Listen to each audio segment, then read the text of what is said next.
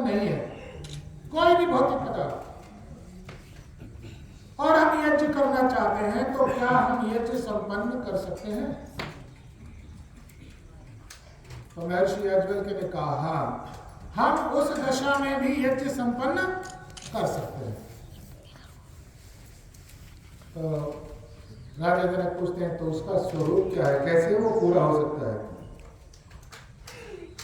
तब याज्ञवल्क्य ऋषि कहते हैं कि अगर बिना पदार्थों के, भौतिक पदार्थों के यज्ञ संपन्न करना चाहते हैं तो हमारे हृदय में श्रद्धा रूपी अग्नि होनी चाहिए। श्रद्धा रूपी अग्नि हमारे हृदय के अंदर, और उस श्रद्धा रूपी अग्नि में आहुति समर्पण करने के लिए होनी चाहिए सत्य की। यदि उस श्रद्धा रूपी अग्नि में सत्य की आहुतियां पड़ती रहेंगी तो हमारा यज्ञ संपन्न होता रहेगा, हम यज्ञहीन नहीं होंगे। यह यज्ञ धारण करने की वस्तु है।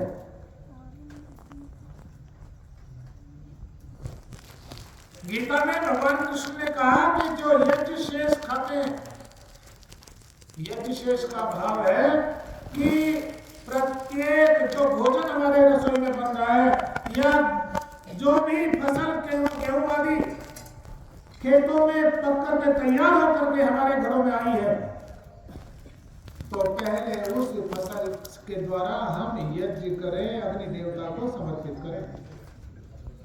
मैं जब गुरुकुल में पढ़ता था तो मुझे अच्छी तरह से ध्यान है, करतारपुर गुरुकुल में होली का दिन होता था और होली के दिन गांव की जो ग्राम पंचायत थी, ग्राम पंचायत भवन के सामने बहुत बड़ा आंगन था, वहां हवन कुंड बनाया जाता था बहुत बड़ा, और पूरा गांव वहां उस यज्ञ में शामिल होता था, पूरा गांव।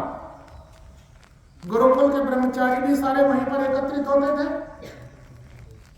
हजारों की संख्या में लोग वहां, पूरे गांव के लोग आहुति समर्पित करते थे और सब गेहूं की बालियों के द्वारा यज्ञ होता था।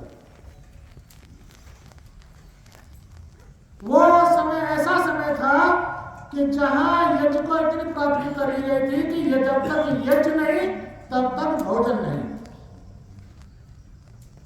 और जो बिना यज्ञ किए भोजन करते हैं उसके लिए कहा गया कि वो पाप का भागी बनते हैं, पाप खाते हैं।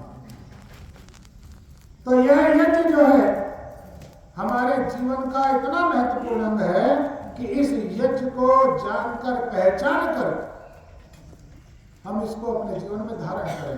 प्रेरणा लें यहां से कि इस यज्ञ को अपने घर से, अपने परिवार से हम विदा नहीं करेंगे। प्रयास करें दैनिक यज्ञ का।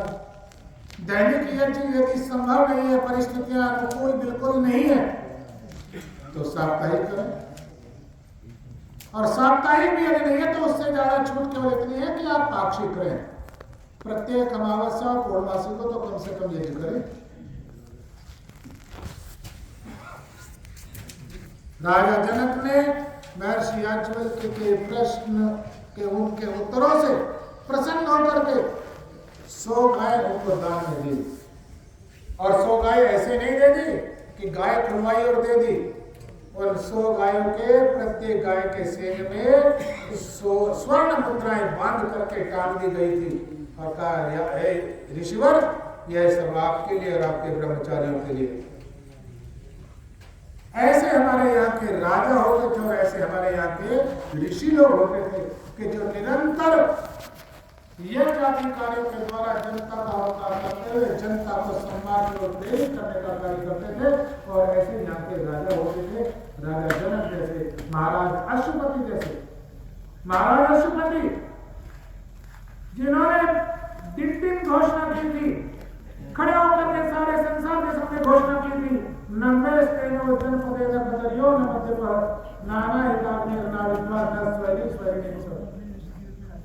क्या आपका कोई व्यक्ति ऐसी घोषणा कर सकता है?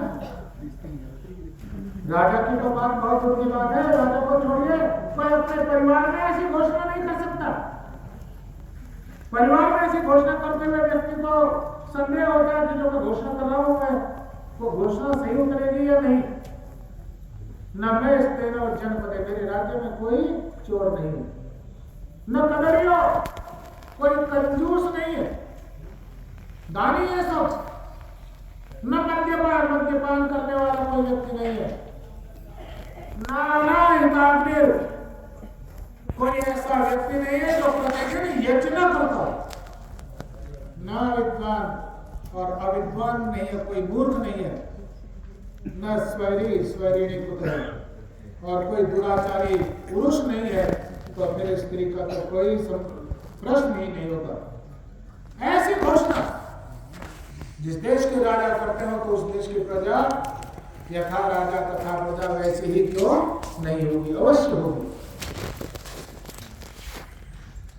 यज्ञ के प्रति ये यज्ञ भगवान जो भौतिक रूप में, आध्यात्मिक रूप में हर प्रकार से हमारे जीवन की उन्नति कराने वाला है, इस यज्ञ भगवान को हम यहाँ बैठे हैं, इसको पूर्ण समर्पण भाव से हम संपन्न करें, और उस संपन्नता के साथ जो आपको उसका प्रसाद मिलेगा, आध्यात्मिक प्रसाद,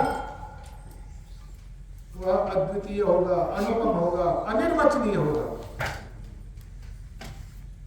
अब आगे आज का वेद पाठ का कार्यक्रम, जैसा कि आपको